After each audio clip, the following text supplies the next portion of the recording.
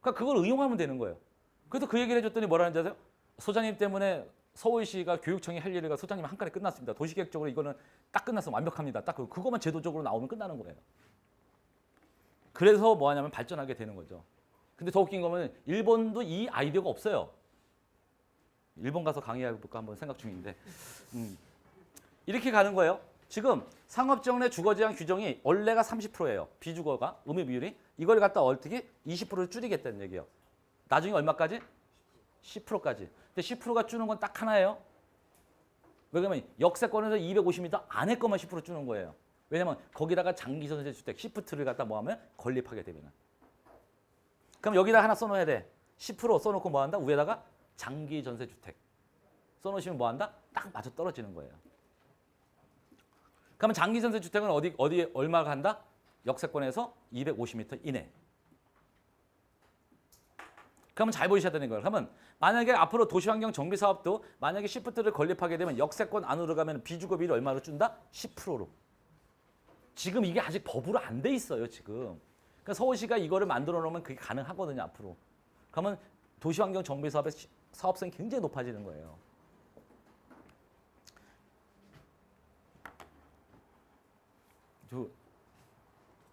왜 그런지 모르시죠? 비주거 비율이 보면 사업성이 떨어지는 거예요. 왜 그런지 모르세요? 상가는요, 1, 2층이 제일 비싸요. 1층이 제일 비싸고 2층이 그 다음이고 나머지 층은요. 싼 거예요. 3층에서 5층이나 7층까지 8층까지 가격은 똑같아요. 근데 서울시는 아파트 가격은요. 생각해 보세요. 상가 8층보다 상가 5층짜리 가격 분양가보다 아파트 한 평이 훨씬 더 비싸요. 그렇죠? 그래서 주거 비율이 높으면 뭐가 되는가? 사업성이 개선되는 거예요. 그러니까 민간이 투자를 하겠죠. 개발하게 되는 거예요. 그래서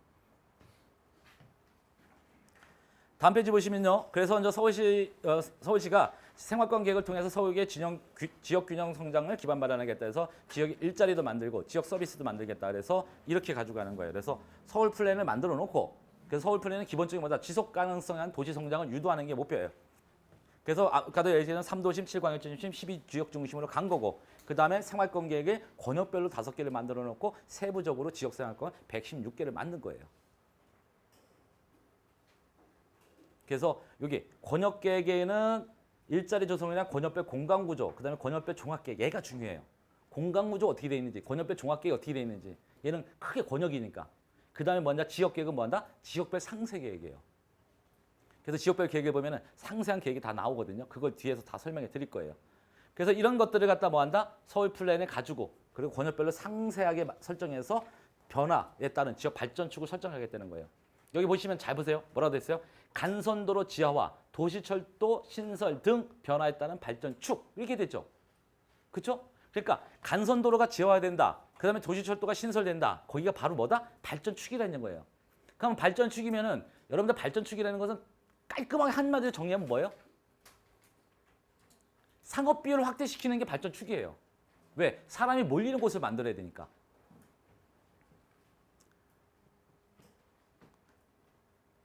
여기 보시면요. 서남권 같은 경우는요. 서부간선도로 지하화. 그렇죠? 그 다음에 뭐예요? 도시철도 신설, 신안산선 뭐 이런 거 신설되잖아요. 그들 지역의 신규 역세권 중심으로 뭐한다? 개발하겠다는 거예요. 그래서 여기는 뭐냐면은 노량진이나 온수, 지벨리 일대 육성하겠다. 뭐 이런 거 하는 거예요. 다 나와요. 그래서 거기에 따라서 중심지를 설정해서 육성시키겠다는 거예요. 그 다음에 조금 더 자세하게 한번 들어볼게요. 여기가 제가 아까 말했던 틀이에요. 틀인데 한번 보면은 맨 위가 상위 계획이 도시기본계획이에요. 그래서 이게 상위 계획이라 되어 있는데 서울시가 가지고 있는 도시기본계획은요. 법정 최상위 계획이란 말을 써요. 도시기본계획에서. 법정 최상위 계획이란 뭐냐면 모든 서울시에서 만들어내는 지자체 조례 있죠. 서울시 조례는 다 뭘로 따라간다? 서울 도시기본계획을 따라가게 되어 있는 거예요. 뭐든지 전부 다. 그 다음에 서울 도시기본계획 밑에 있는 하위 계획이 있죠. 하위 계획도 하위 행정계획도 뭘 따라간다? 서울 도시기본을 따라가는 거예요. 그래서 서울 도시기본을 굉장히 많이 알아야 돼요. 서울 도시기본계획을 이때까지 제가 강의를 하면서 늘 그냥 3시간으로 끝냈거든요. 서울 도시기본계획 진짜 뒷대로 파고들면 한 8시간에서 9시간 정도 걸려요. 강의를 안 하는 이유는 딱 한 가지예요. 그거 썰 푸는 순간에 우리나라에서 서울 시내에 있는 부동산 전문가들 저 다 따라할 겁니다. 그래서 제가 깊숙하게 안 해요. 근데 생활권 계획을 이번에 깊숙하게 그러니까 아주 자세하게 분석을 하는 이유는 뭐냐면은 개판 5분 전으로 분석하더라고요. 되게 유명한 친구가 서울에 뭐 무슨 투자지도에 가서 서울생활권에서 투자지도를 무슨 책을 하나 썼어요. 그 책을 읽으면서 무슨 생각 드는지 아세요? 야, 정말 대단하구나. 해설을 잘못했다고요. 분석을 잘못했다고요. 전부 다. 근데 저보다 훨씬 더 유명한 사람이에요. 훨씬 더 유명한 사람. 깜짝깜짝 놀래요. 그런 거 보고요. 아무튼 이렇게 도시기본계획을 만들어 놓고 요 사이에다가 생활권 계획이 있는 거예요. 그래서 중간 단위 역할하는 거를 만들어야 돼. 그래서 관련 기본계획, 그다음에 주요 지역계획, 뭐 한양 도성 한강변 관리 기본계획, 그다음에 도시재생 전략계획 이런 것들을 새로운 도시재생 전략계획 뒤에 설명 다 드릴 거예요. 여기 다 포함 다 돼 있으니까. 그럼 이런 것들을 전부 다 모아가지고 뭐하냐? 생활권 계획을 만들자 이런 거예요. 그래서 관련 기본계획 이런 거예요. 도시 및 주거환경 정비 기본계획이라든지 주택종합계획, 경관기본계획, 교통정비 기본계획, 공원녹지 기본계획 등 되게 많아요. 이런 거를 관련 기본계획 집어넣고, 그렇죠? 그다음에 주요 계획에다가 이런 거 보죠. 중공업지역 종합발전계획, 역사도심 관리 기본계획, 한강변 관리 기본계획, 서울시 용도지역 관리 기준이 따로 있어요. 제가 이런 거 되게 좋아해요. 서울시 용도지역 관리 기준. 왜냐면은 어느 자리에다가 뭐 하겠다? 여기 지역이 발전하면 뭐 하겠다? 용도지역 종상화 시켜주겠다. 이런 내용 나오는 거예요. 여기가 다. 그다음에 이런 거를 통해 가지고 전부 다 한 대로 싹 묶어버리는 게 뭐다? 생활권 계획이에요. 이게 지금 되게 많잖아요. 계획이. 그렇죠? 엄청나게 많잖아요. 이게 수십 개예요. 한 30개예요. 30개가 넘는 걸 갖다 뭐 한다? 한 번에 다 정리해 놓은 거예요. 그게 뭐다? 생활권 계획이에요. 그래서 생활권 계획을 잘하면 뭘 볼 수 있다? 중요한 게 보이는 거예요. 근데 우리나라 부동산 전문가들이 잘 보세요. 도시환경 정비 기본계획부터 시작해 주택종합계획, 경관기본계획, 역사도시 기본계획, 그다음에 중공업 발전계획 뭐 이런 거 다 공부를 하고 난 다음에 이거를 분석해야 돼. 생활권 계획 분석해야 되는데 이거 공부 안 하고 그냥 생활권 계획만 딱 들려보고 괜찮네? 하고 분석했단 말이에요. 그러다 보니까 하나 뭐예요? 어느 지역에 구릉지가 있어라. 그러면 구릉지의 경관 기본계획에 따라서 경관 기본계획에 따라서 중점 경관관리 계획, 뭐 역사 경관관리 계획 이런 것들이 구역이 다 지정돼 있거든요. 그럼 얘들이 어떤 역할을 하는지 모른다고요. 그리고 더 웃긴 건 뭔지 알아요? 남산에 조망권이 좋으니까 남산의 구릉지에 있는 15층짜리 아파트를 사야 되는데 저 같은 뭐라 하는지 아세요? 딱 한 번 할게요. 진짜 미친 새끼 지랄하는 거예요. 왜? 경관 기본계획에 보면은 구릉지에 있는 아파트는 뭐 하겠다? 저층으로 가서 있거든요. 그럼 나중에 뭐 한다? 재건축 들어가서 저층이에요. 15층짜리가 몇 층으로 줄어들어요? 7층으로 줄는 거예요. 되게 웃기는 건 많다니까요. 그리고 또 하나 뭐냐면 이런 거 요 사이에다가 뭐 하냐면 도시기본계획 있고 도시관리계획인데 여기에 지자체별로다가 다 발전계획이 따로 있어요. 뭐 서초구 같은 경우는 2020 중장기 정책발전기에 서초구 구정5년 4년계획, 방무의권 권역, 그랜드 디자인 계획 수립, 뭐 미래 강남 종합발전계획, 비전 2030 글로벌 강남 종합발전계획 엄청나게 많아요. 각 구마다 다 들어있는 거거든요. 이거를 갖다 뭐 한다? 여기에 들어가는 거예요. 원래가.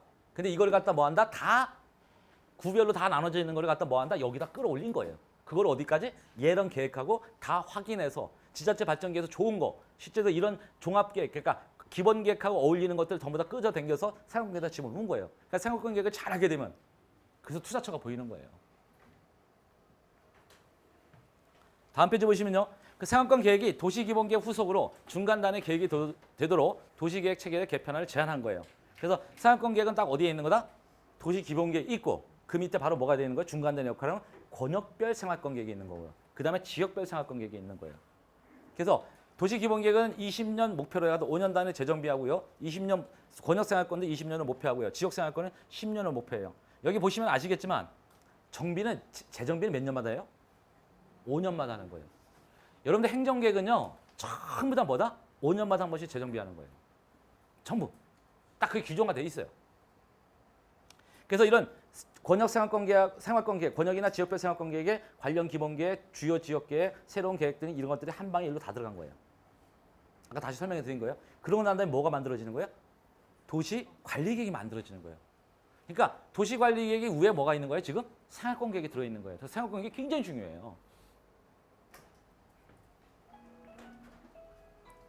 그러면 하나하나 한번 볼까요? 휴대폰 알람 휴대폰 소리는 저하고 똑같네요. 제 건 줄 알았어요. 서울생활권 계획에 보면 공간구조 사례입니다.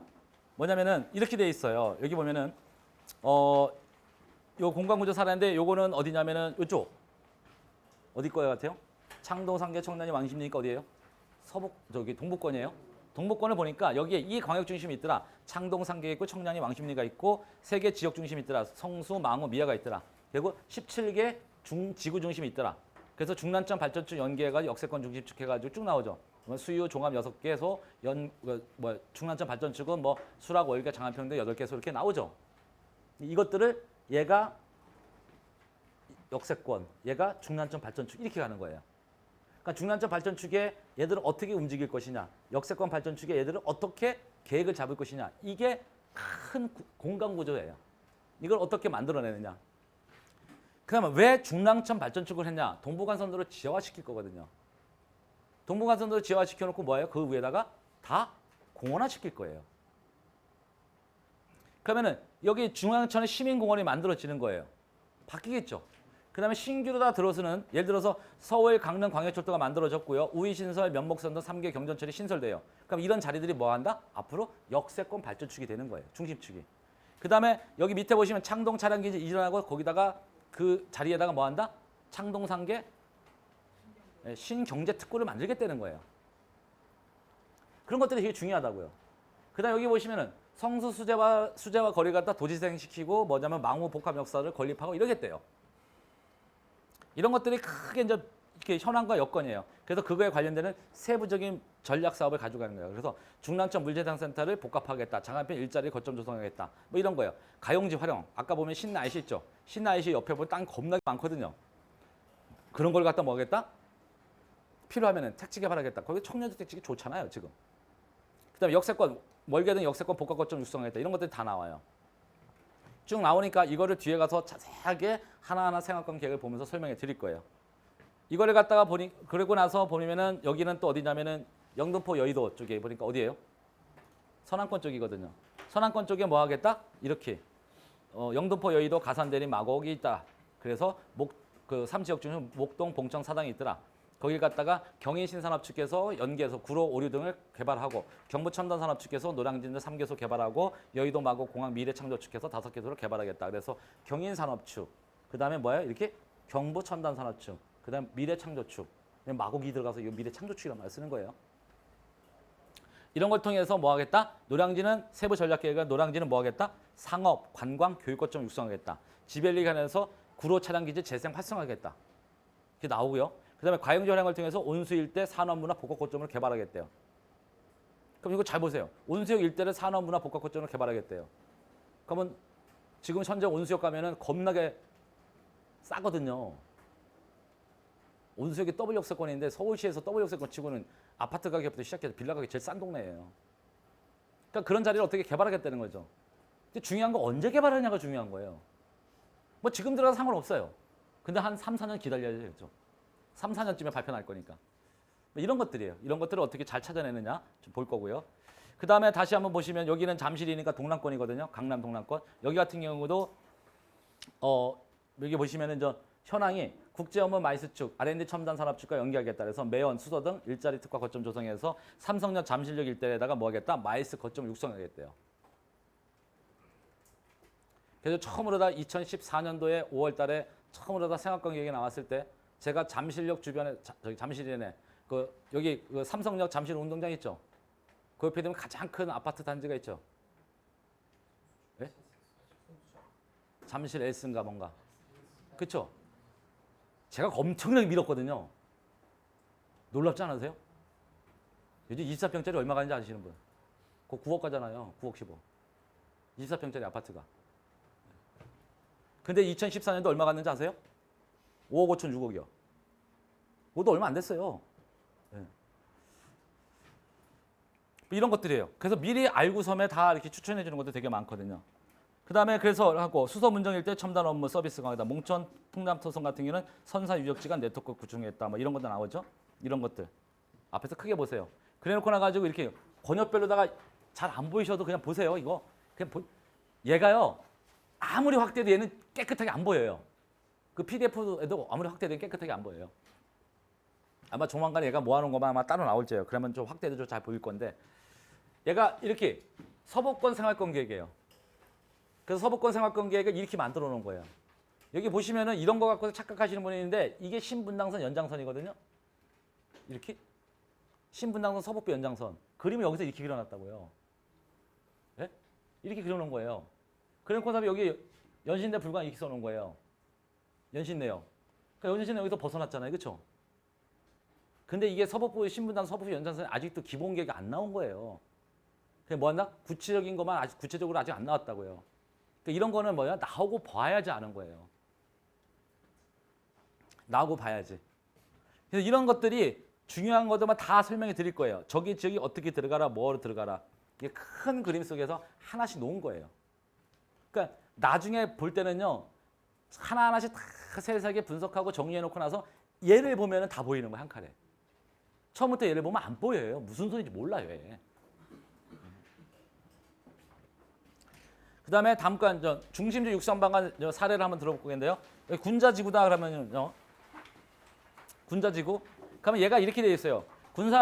군자지구다 그러니까 뭐냐면은 이렇게 발전 방향하고 육성 전략을 제시하는데 어떻게 군자지구 중심 환승역세권 천호대로변 중심 기능 강화를 통한 광진구 지역 발전 거점을 육성한다. 중심 기능 강화 그러면 뭐 한다? 상업지 확대예요. 무조건 얘는. 중심 기능 강화 그러면 무조건 상업지 확대예요. 그럼 여러분들 그림 쫙 보시면 이렇게 돼 있죠. 잘 보세요. 요 그림이 있고요. 중간에 실선으로 돼 있죠. 이렇게 밖에서. 그렇죠? 요게 밖으로다가 나온 실선 있죠. 이게 상업지 확대예요. 상업지요. 그러니까 다 이래 그려놨어요. 다 이렇게. 그러니까 무슨 얘기냐면은 한 칼로 정리하시면 돼요. 이게 솔직히 서울 생활권 계획을 작년에 공람을 했을 때 서울 도시계획국 국장하고 서울시 박원순 시장이 딱 나와서 한 얘기가 뭐냐면 팬티만 입고 다 벗어서 다 보여드리겠습니다 했어요. 무슨 얘기인지 아세요? 서울시의 도시계획을 팬티만 중요 부위만 딱 가려놓고 나머지는 전부 다 까발렸다는 거예요. 그런 표현을 했다. 그런 표현을. 그래서 이렇게 정확하게 이해해 주는 거예요. 다 나와 있어요. 그럼 현재는 여기가 상업적이냐? 현재 상업적 아니에요. 제가 상업적으로 변경되려면 뭐가 변경돼야 되는 거예요? 도시 관리 계획이 변경돼야 되는 거예요.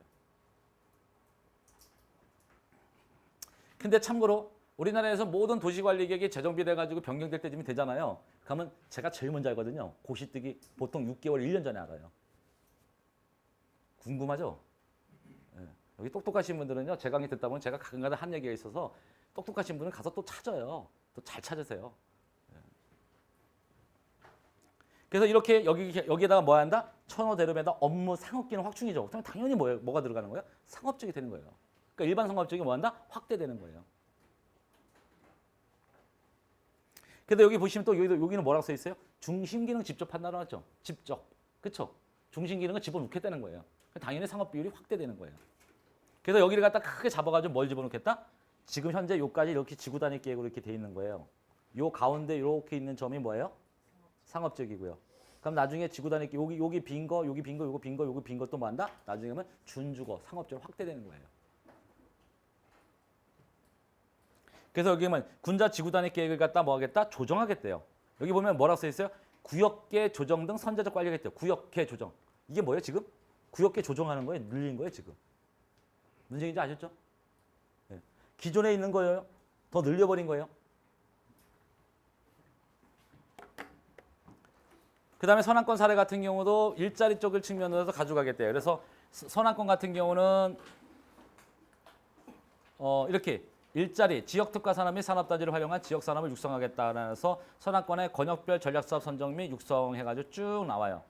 그래서 이거 잘 안 보이시는데 여기 가산대림 쪽에 여기 이쪽은 어떻게 개발하고 지벨리 쪽은 어떻게 개발하고 여기 이쪽 구로권은 어떻게 개발하고 여기 강서권은 어떻게 개발하고 이것이 하나하나씩 다 나오는 거예요. 안 보여요. 뒤에 가면 다 있어요. 자세하게. 그때 가서 할 거니까 보고요. 그 다음에 여기 보면은 교통 계획은 이렇게 하겠대요. 그래서 교통 체계를 가서 관리하는데 여기를 어떻게 하겠다고 다 나와 있어요. 여기 보시면은 어디 갔어? 여기 보시면은 이런 거 있죠, 요거? 여기 이렇게 쭉 올라가시면 뭐예요? 서울 광명 고속도로 민간 투자 사업이에요. 이게 서울시 이렇게 거쳐서 가는 거거든요. 네. 그럼 여기 중간중간에 IC가 나오는 것도 있어요. 이거 옛날에 제가 강의 한번 했거든요. 그 다음에 신분당선, 신림선 이렇게 갔다. 추가로 이렇게 가더라. 그리고 이런 것도 다 돼 있어요. 그리고 뒤에 가면은 이런 것도 자세하게 지역별 생활권 가면 되게 자세하게 나오거든요.